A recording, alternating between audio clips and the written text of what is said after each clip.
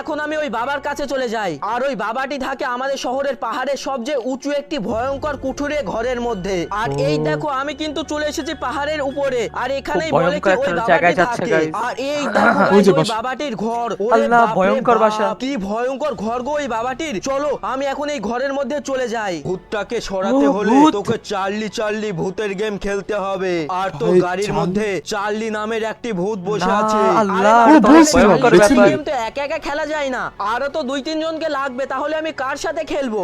আরে বাচ্চা, তুই চার্লি চার্লি ভূতের গেম খেলবি ঠুং ঠুং শহর আর ব্যালেরিনা কাপুচিনার সাথে। কিন্তু বাবা আমি তো তাদের চিনিই না, আমি কোথায় পাবো তাদেরকে? আরে বাচ্চা, তুই ঠুং ঠুং শহরকে পাবি আমাদের শহরের জোরাসিক পার্কের মধ্যে, আর ব্যালেরিনা কাপুচিনাকে পাবি তোর পুরাতন বাড়ির কাপের মধ্যে।